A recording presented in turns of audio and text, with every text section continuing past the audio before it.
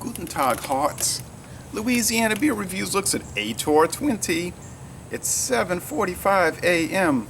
It says this beer is best to have before October 15th of 2016. Okay. This is brewed by Regal Manufacturer. It says Brau Specialitaten Seat.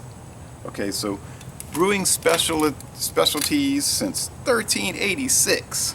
Now, if they can trace that back to 1386, that's in the days of the First Reich, the Heiliges Römischer Reich, Holy Roman Empire of the German nation. Nonetheless, you can see it got torn up on the back, and the whole thing was damaged because the label, because when DHL was shipping it, they dropped the box, I guess, and they busted open 3 bottles, and they repackaged it rather clumsily, and when I opened it up, the bag was still wet with beer and broken glass shards. So, sorry, Arthur Kulik Canopus on YouTube sent this to me. 11 of the 14 survived. There goes the air conditioner. Okay, 7.5% alcohol, says 4 out of 10 hops for bitter. I guess that's a 40 IBU rough translation. The aroma is roast aromatisch mit Melanoten. Okay, so roasted malt with a caramel note. And a Körper Malz lieblich und stark. Malty and dark.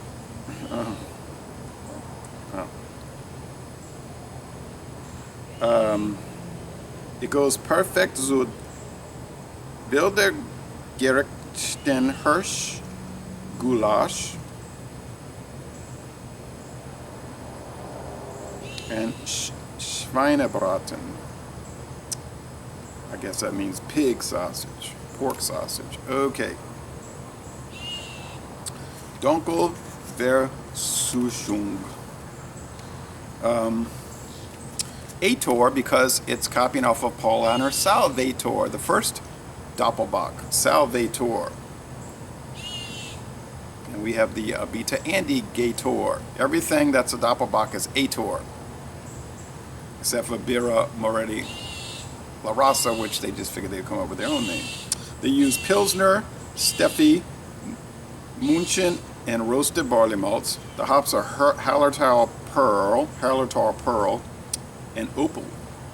It's a 92 out of 100 on Rate Beer, a 94 out of 100 for the style, and no score on Beer Advocate because there's only one written review. And this is the first video review for this beer in the world. Oh, that came off so easy. Made a nice hiss.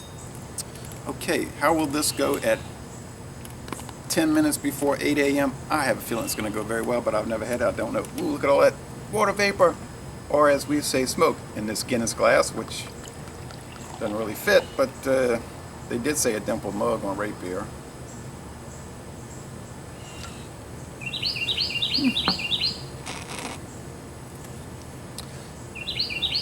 I didn't see anywhere where they were talking about that it was bottle conditioned, but the last one I had, the Porter,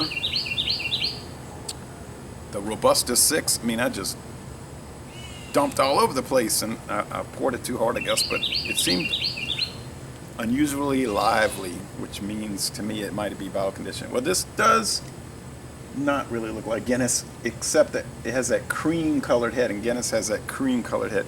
But this is, well, okay, it does look like Guinness Black Lager, which is dark brown, reddish brown with the sun shining through it.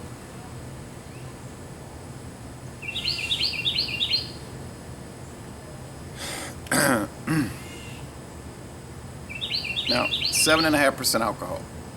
That's right in line with the Doppelbocks. The double box. Bock, German, goat beer. Why? Because it will kick you. It's extra strong. Doppelbock, double extra strong. Schweinebraten, 4.4% alcohol, or 4.5. That must be one weak little goat. It'll kick you, but you wouldn't feel it. And you could taste it, but you wouldn't register any flavor. And I don't want to get off on Schweinebraten. They need to work on that beer.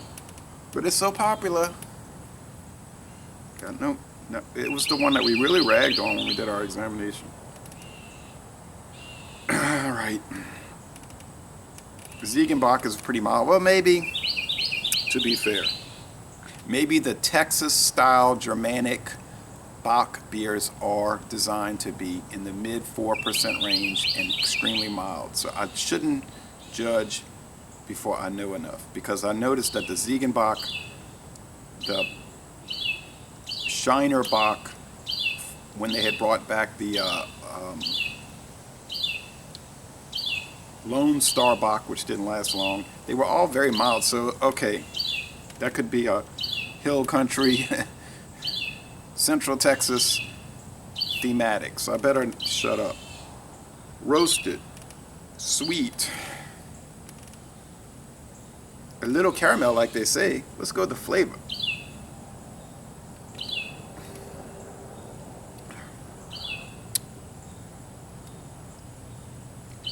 Yeah, roasted, sweet, caramel, a little bitty bit burnt.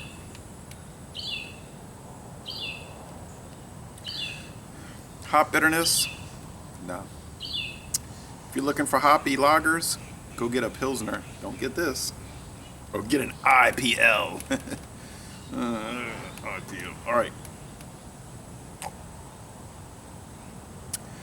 If I'm going to get an IPL, I probably will just go ahead and buy an IPA.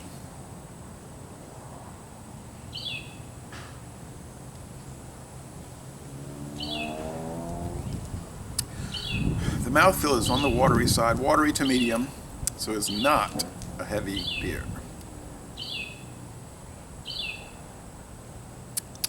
The finish is, I would say, in between wet and dry, but like a little bit more on the dry side.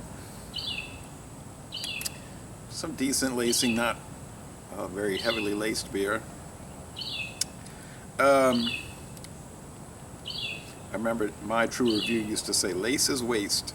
I talked to the one of the guys that ran that YouTube site, and I said, why you don't do videos anymore? Oh, I got a whole bunch recorded, and Jammer told me, I just haven't gotten around to editing them and posting them. That may never happen. He might have just said, here's a towel, I'm throwing it in.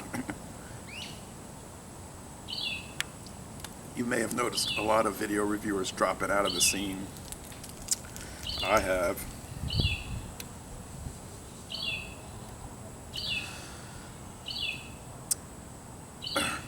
Like John Lennon said in 1970, the dream is over. Okay,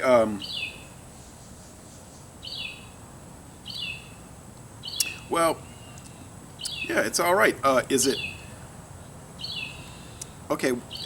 As it compares to Parlin or Salvatore, it's milder and more mellow and more approachable. The Salvatore is like a little overly sweet, a little too thick, a little too intense. I mean, I like it, but this would be a better one for just like gulpable purposes.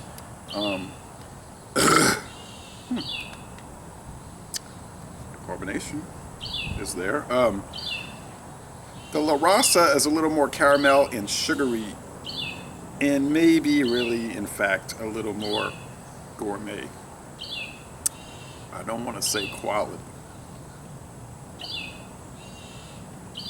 I do think I like it better. The La Raza. Birra Moretti. Yeah. And that's an SAB Miller brand, right? Oh no, that's Heineken, huh? The Peroni Nastro Azzurro is SAB Miller. All right, sorry Heineken.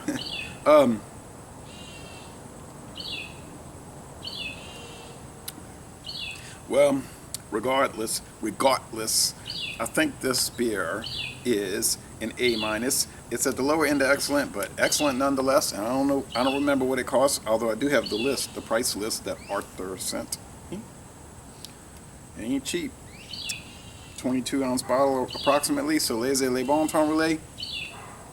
An A- excellent to an extent beer, and I'm going to end this review by saying, y'all come on down to New Orleans.